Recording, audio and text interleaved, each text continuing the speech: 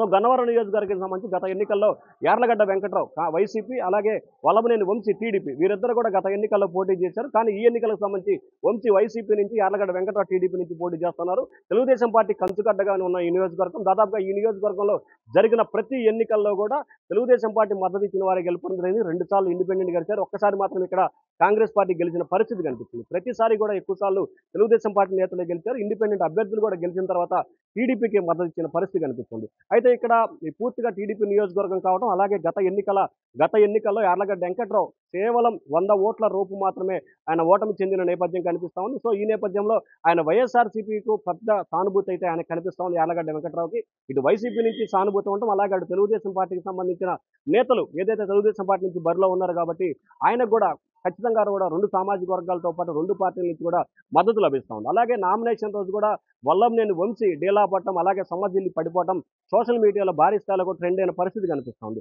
అలాగే వల్లభనేనికి సంబంధించి కూడా నియోజకవర్గంలో పెద్దగా అందుబాటులో ఉండరు అనేది ప్రచారం అయితే విస్తృతంగా కొనసాగుతూ ఉంది. కానీ యార్లగడ్డ వెంకట్రావుకు సంబంధించి ఓడిపోయినా కానీ 5 సంవత్సరాల కార్యకర్తలకి, నేతలకి అందుబాటులోనే ఉన్నారు. ఆయన ఏ పార్టీలో ఉన్నా కానీ అందుబాటులో ఉన్నారనేది ప్రజలకు కనిపిస్తుంది. ఎవరికి ఏ ఇబ్బంది ఉన్నా కానీ యార్లగడ్డ వెంకట్రావు అందుబాటులో ఉన్నారనే ప్రచారం అయితే విస్తృతంగా నియోజకవర్గంలో కనిపిస్తూ ఉంది.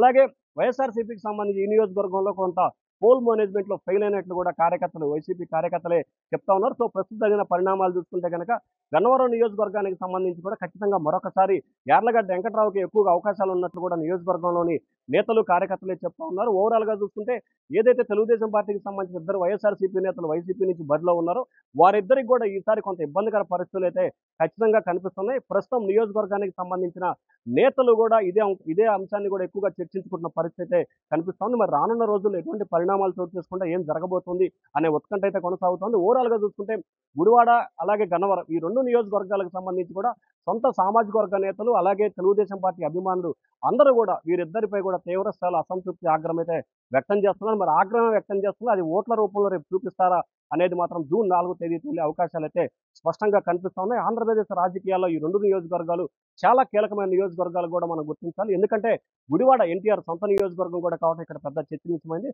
సో ఓవరాల్గా చూసుకుంటే ఏం జరగబోతుంది ఏంటి అనే దానికి సంబంధించి జూన్ 4వ తేదీన స్పష్టత వచ్చే అవకాశాలు అయితే కనిపిస్తా ఉన్నాయి. Vote studio.